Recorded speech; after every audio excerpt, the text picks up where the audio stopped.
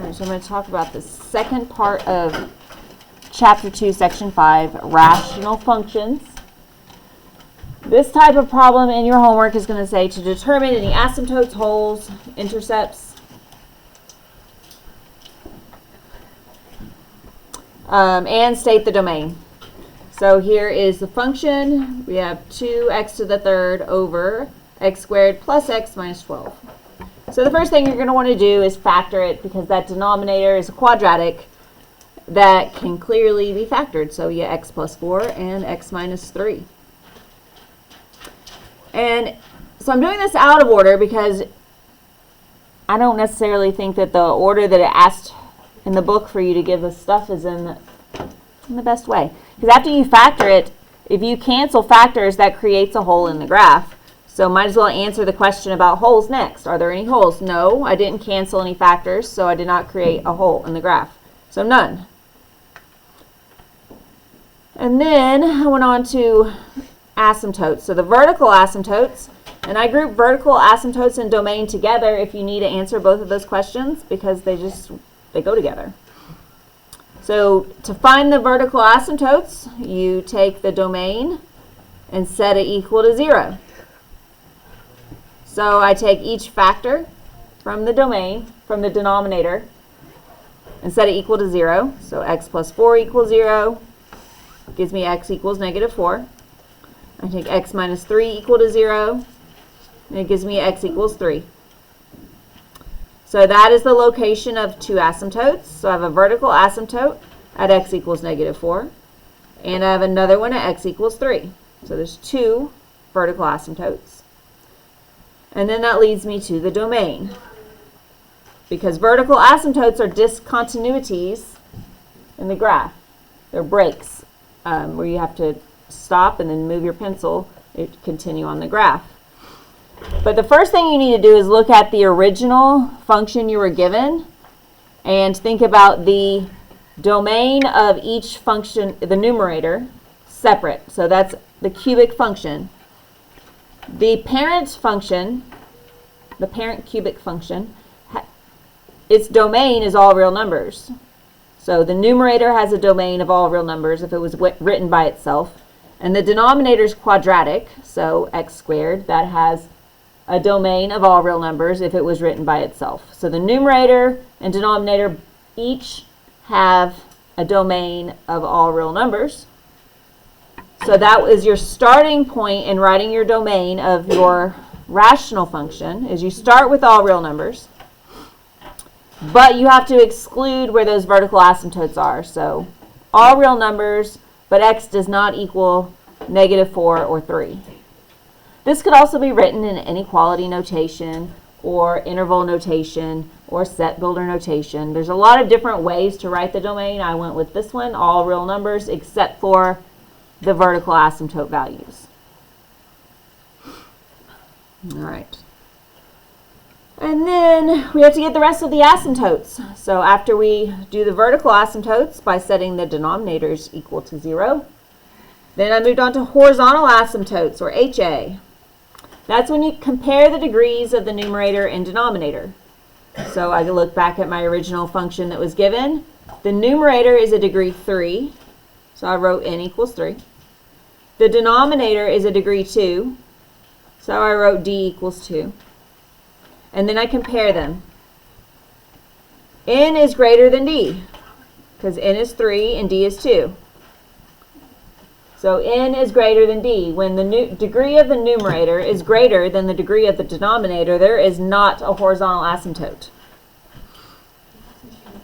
So there's no HA. But that extra note I put in yesterday's notes was if n is exactly 1 more than d, you have a slant asymptote. And then we didn't do anything with that yesterday. And that's what the addition to these notes are. That's why I'm going so fast through them. It's because I'm just adding in the part about, well, what if n is exactly 1 more than d? So 3 is exactly 1 more than 2. So that means I have a slant asymptote. You will not have a horizontal asymptote and a slant. You can only have one or the other. And the only time you have a slant is when n is exactly 1 more than d. But if you have a horizontal asymptote, you don't have to worry about slant asymptote. So to find the equation of the line, since it's a slant, it's a line on a graph, and so you're looking for the format y equals mx plus b, the equation of a line. And the slant asymptote is equal to the quotient if you were to divide your original function. So if I have 2x to the third divided by x squared plus x minus 12. So the divisor is the denominator, right? So because the divisor is x squared, we can only do long division. So we have to do long division. So we set it up as x squared plus x minus 12.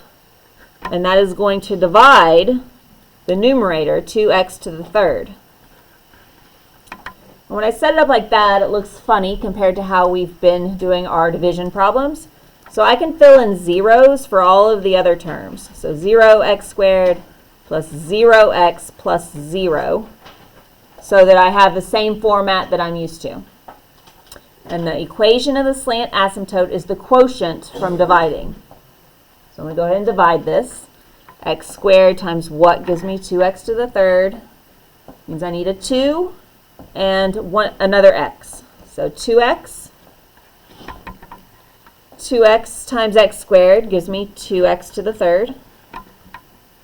2x times positive x gives me positive 2x squared.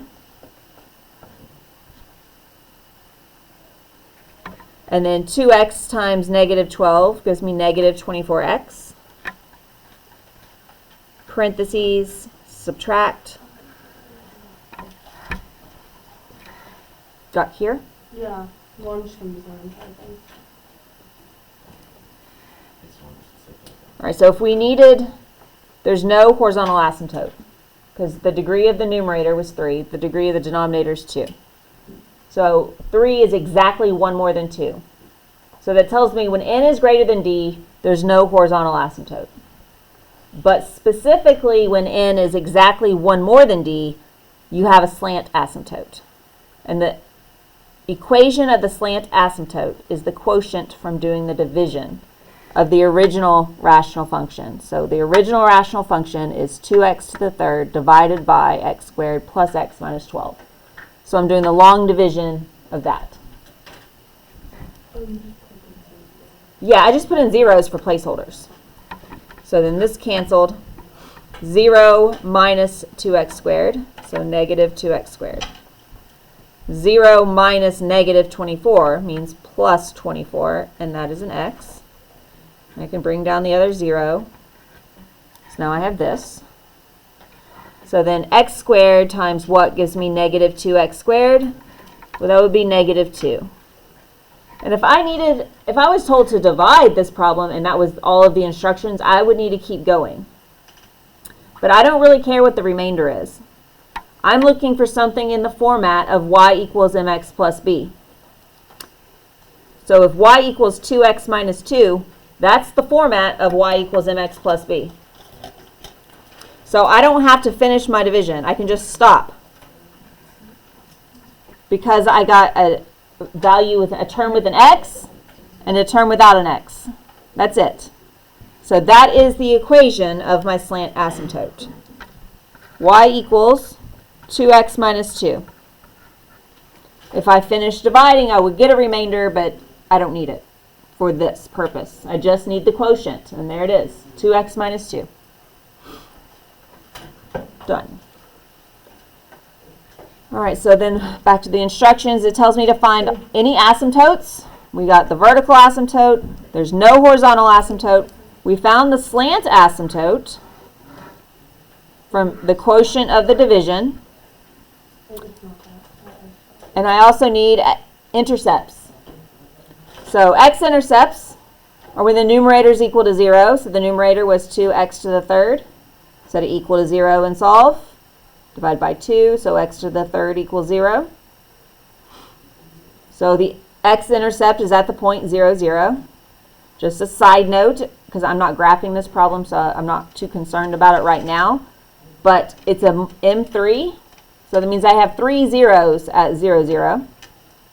which should make sense because that's a cubic function, x to the third power. And x to the third power is the graph that has an inflection point at 0, 0.